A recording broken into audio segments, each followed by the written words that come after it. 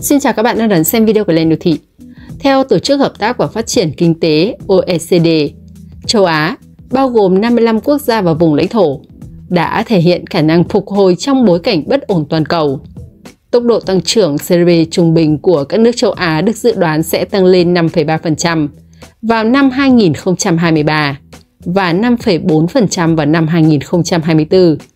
Trong bảng xếp hạng kinh tế thế giới cũng đã xếp hạng các quốc gia tính đến tháng 6 năm 2023. Vậy những nước nào sẽ nằm trong top 10 nước giàu nhất châu Á theo bảng xếp hạng này? Mời các bạn đến với video hôm nay của chúng tôi để cùng tìm hiểu. Nhưng trước khi đến với nội dung chính của video, các bạn đừng quên đăng ký kênh điều hành của chúng tôi trên mỗi hành trình.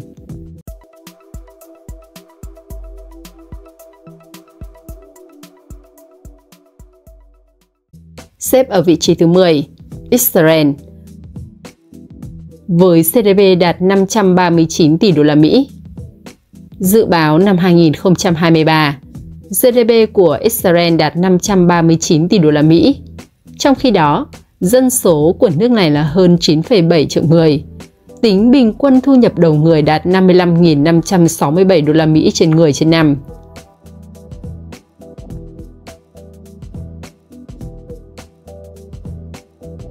Israel là quốc gia khởi nghiệp, nơi có rất nhiều công ty khởi nghiệp.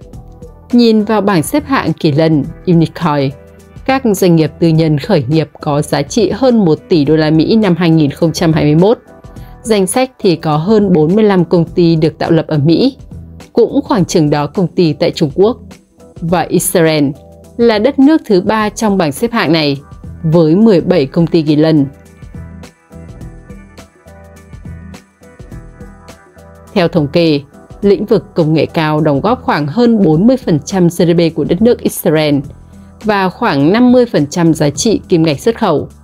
Trong khi chỉ có khoảng 2% dân số đang làm việc thuộc lĩnh vực này, điều đó cho thấy giá trị khoa học công nghệ cao của Israel đang ở mức độ nào.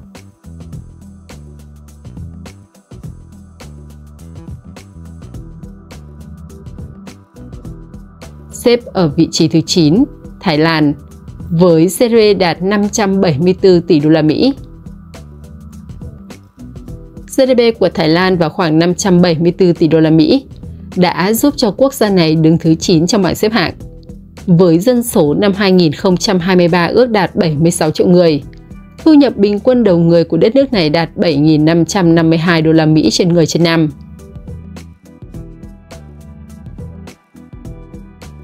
Theo các quan chức Bộ Tài chính Thái Lan đánh giá, sự tăng trưởng của nền kinh tế này trong năm 2023 được thúc đẩy chủ yếu nhờ tiêu dùng nội địa và ngành công nghiệp du lịch phục hồi.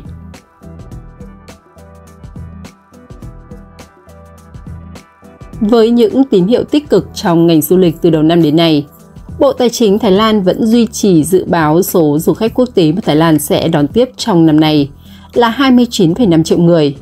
Năm 2019, thời điểm đại dịch Covid-19 chưa bùng phát, Thái Lan đã đón một lượng du khách quốc tế kỷ lục lên tới 40 triệu lượt khách và thu đến 1,91 nghìn tỷ baht, tương đương với 55,43 tỷ đô la Mỹ. Doanh thu từ ngành du lịch thời điểm đó đã chiếm 12% GDP của Thái Lan.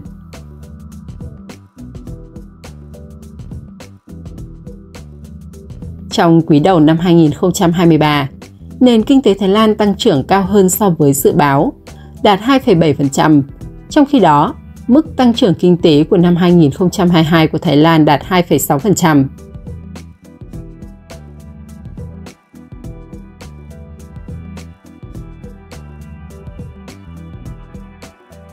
Xếp ở vị trí thứ 8, Đài Loan, với GDP đạt 791 tỷ đô la Mỹ.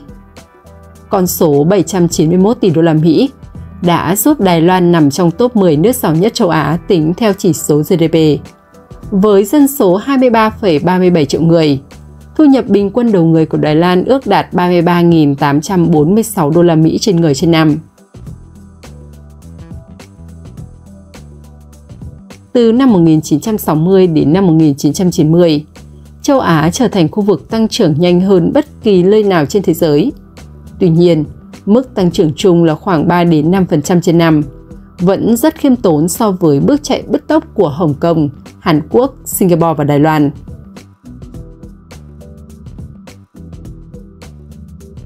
Các nền kinh tế này duy trì đà tăng trưởng trung bình hơn 7% trên năm trong 3 thập kỷ và thành công rũ bỏ chiếc áo thu nhập thấp, trở thành các nền kinh tế thu nhập cao. GDP trung bình đầu người thường được xem là thước đo phát triển kinh tế của 4 con hổ châu Á, tăng từ mức 300 đến 400 đô la Mỹ trên người trên năm vào năm 1960 lên đến hơn 30.000 đô la Mỹ trên người trên năm ngày nay. Ngày nay, Đài Loan được định vị là một trong những mắt xích quan trọng bậc nhất của chuỗi cung ứng, sản xuất hàng hóa cao cấp toàn cầu, đặc biệt là với ngành điện tử và chất bán dẫn. Lĩnh vực sản xuất tiếp tục đóng vai trò quan trọng và đóng góp rất lớn trong GDP của Đài Loan so với các nền kinh tế thu nhập cao khác.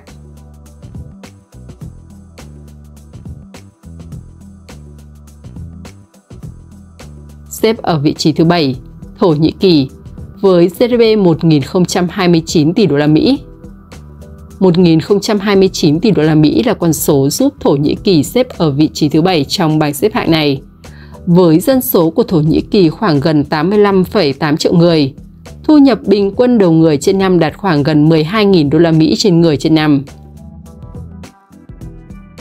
Năm 2023 không chỉ là tròn 100 năm thành lập nước Thổ Nhĩ Kỳ, mà còn là tròn 20 năm ông Tayyip Erdogan lên nắm quyền. Tận dụng vị trí địa lý chính trị chiến lược quan trọng, dưới sự lãnh đạo của mình, ông Erdogan đã đưa Thổ Nhĩ Kỳ trở thành một cường quốc tầm trung ở ngã ba châu Âu, châu Á và Trung Đông, đồng thời nâng cao vị thế quốc tế và tầm ảnh hưởng của quốc gia này. Kinh tế Thổ Nhĩ Kỳ hiện đứng thứ 19 trên thế giới về tổng sản phẩm quốc nội GDP danh nghĩa và đạt hơn 1.029 tỷ đô la Mỹ. Nước này cũng nằm trong top 5 về tốc độ tăng trưởng GDP trong nhóm các nền kinh tế phát triển và mới nổi hàng đầu thế giới G20.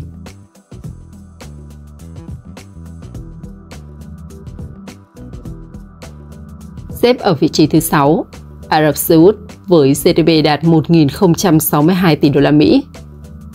Vương quốc Ả Rập Xê Út chính thức được thành lập vào năm 1932 và trải qua 9 thập kỷ hiện đang trở thành một trong những quốc gia giàu nhất thế giới. Ả Rập Xê Út làm được điều này gần như hoàn toàn nhờ vào trữ lượng dầu mỏ và khí ga tự nhiên dồi dào. Dù quốc gia này cũng có nhiều bước tiến trong các lĩnh vực khác như sản xuất nông nghiệp. Trong những năm qua, Ả Rập Xê Út cũng đã cố gắng để giảm sự phụ thuộc vào dầu mỏ. Trong 3 thập kỷ qua, tỷ trọng thu nhập từ dầu mỏ trong GDP của nước này cũng đã giảm xuống. Theo các nhà nghiên cứu từ Trung tâm Nghiên cứu và Ứng dụng Dầu mỏ Hoàng gia, tỷ lệ này đã giảm từ 65% vào năm 1991 xuống còn khoảng 42% vào năm 2019. Ngân hàng Thế giới cũng đã dự đoán rằng các hoạt động phi dầu mỏ của Ả Rập Xê Út cũng sẽ tiếp tục tăng trưởng với tốc độ trung bình khoảng 3,2% trên năm trong vài năm tới.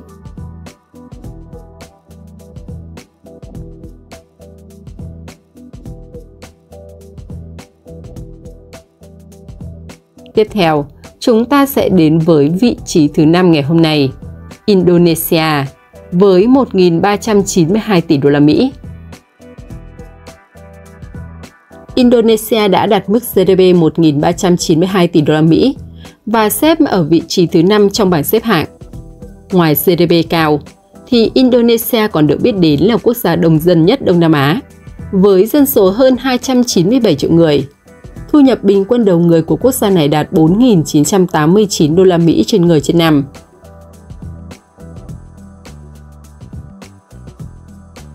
Kinh tế Indonesia là một nền kinh tế thị trường công nghiệp mới, trong đó chính phủ và các doanh nghiệp tư nhân đóng vai trò chủ đạo. Đây là nền kinh tế có quy mô lớn nhất khu vực Đông Nam Á.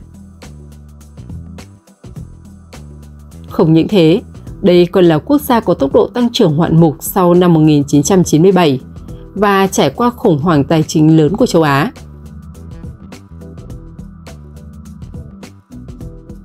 Indonesia hiện có hơn 164 công ty sở hữu quốc doanh, hoạt động kinh doanh các mặt hàng cơ bản như dầu mỏ, gạo và điện lực.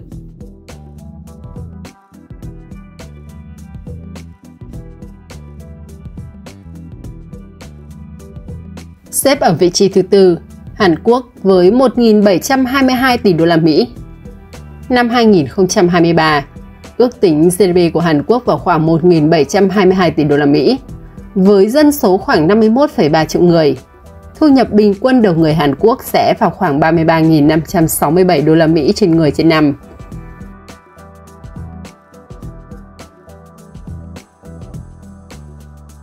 Hàn Quốc đã đạt được mức tăng trưởng kinh tế chưa từng có trên thế giới, trong điều kiện khan hiếm vốn và tài nguyên, và các cơ sở công nghiệp đã gần như bị hủy hoại sau 3 năm chiến tranh Triều Tiên năm 1950 đến 1953. Thế giới gọi sự tăng trưởng kinh tế mà Hàn Quốc đạt được là kỳ tích sông Hàn.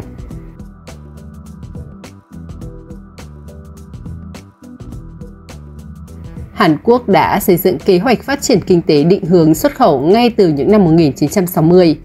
Ban đầu, Hàn Quốc chủ yếu xuất khẩu các nguyên liệu thô hoặc sản phẩm công nghiệp nhẹ được sản xuất tại các nhà máy nhỏ. Từ những năm 1970, Hàn Quốc đã thúc đẩy phát triển kinh tế bằng cách đầu tư vào các cơ sở công nghiệp hóa học và công nghiệp nặng, đặt nền móng cho xuất khẩu các sản phẩm công nghiệp nặng. Hiện tại, Hàn Quốc đang dẫn đầu trong lĩnh vực chất bán dẫn và màn hình.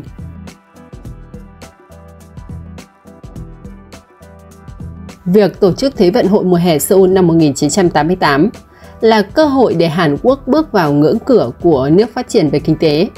Truyền thông nước ngoài đã gọi Hàn Quốc cùng với Đài Loan, Hồng Kông và Singapore là 4 con rồng châu Á. Vào tháng 12 năm 1996, Hàn Quốc trở thành quốc gia thứ 29 gia nhập OECD, tổ chức bao gồm hầu hết các nước phát triển. Không chỉ là con rồng của châu Á, Hàn Quốc đã được tái sinh trở thành con rồng của thế giới.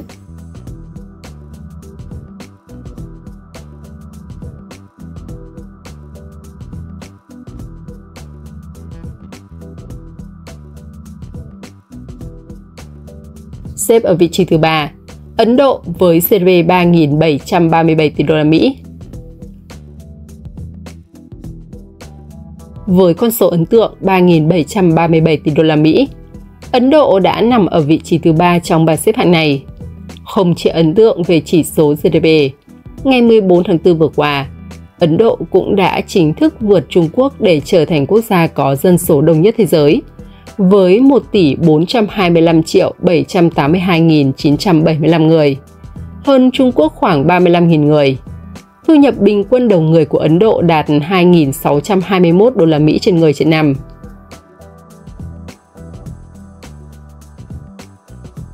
GDP của quốc gia châu Á này từng ở mức 2,2 nghìn tỷ đô la Mỹ vào tháng 3 năm 2015 và sau đó bắt đầu tăng trưởng, bất chấp cuộc khủng hoảng do đại dịch Covid-19. Tăng trưởng của Ấn Độ phản ánh khả năng phục hồi và tiềm năng của đất nước này, khi nhiều nền kinh tế trên thế giới đang phải vật lộn để chống lại sự suy giảm do đại dịch và rủi ro địa chính trị.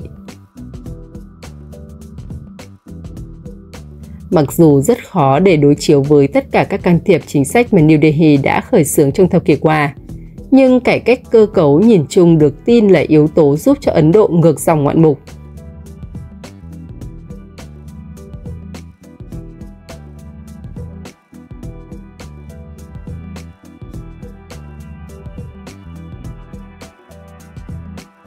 Xếp ở vị trí thứ 2, Nhật Bản với GDP đạt 4.410 tỷ đô la Mỹ.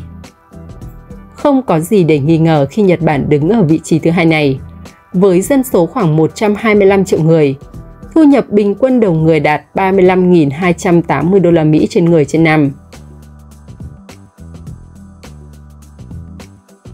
Theo báo cáo của Văn phòng Nội các Nhật Bản, tổng sản phẩm quốc nội GDP của nước này trong năm tài khóa 2023 có thể đạt mức 1,3%, thấp hơn 0,2% so với dự báo được đưa ra hồi đầu năm.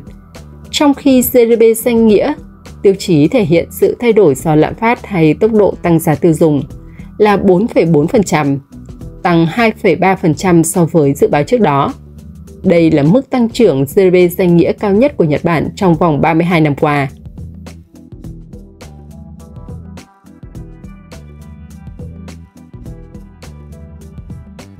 Theo quan điểm của Ngân hàng Trung ương Nhật Bản, nếu lạm phát có thể ổn định ở mức 2%, trong khi các chiến dịch tăng lương cho người lao động thực hiện triệt để, thì đây sẽ là động lực mới thúc đẩy tăng trưởng cho kinh tế nước này.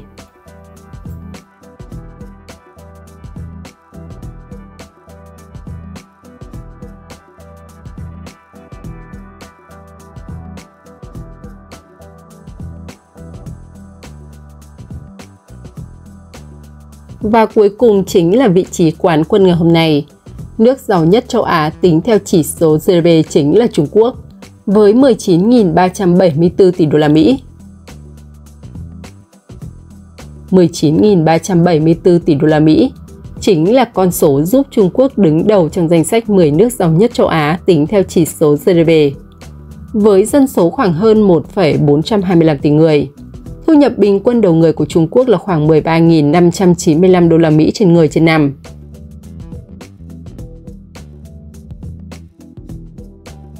Suốt nhiều thập kỷ, Trung Quốc tăng tốc nền kinh tế bằng cách đầu tư cho các nhà máy, các tòa nhà chọc trời và đường xá. Mô hình này đã tạo ra sức tăng trưởng chóng mặt, biến Trung Quốc thành nền kinh tế lớn thứ hai thế giới và là công xưởng sản xuất của toàn cầu.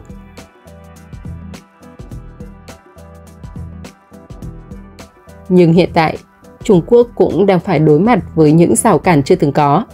Nền kinh tế quy mô 19.374 tỷ đô la Mỹ đang giảm tốc. Người tiêu dùng ngại chi tiêu, xuất khẩu đi xuống, giá cả giảm và hơn 20% người trẻ đang thất nghiệp.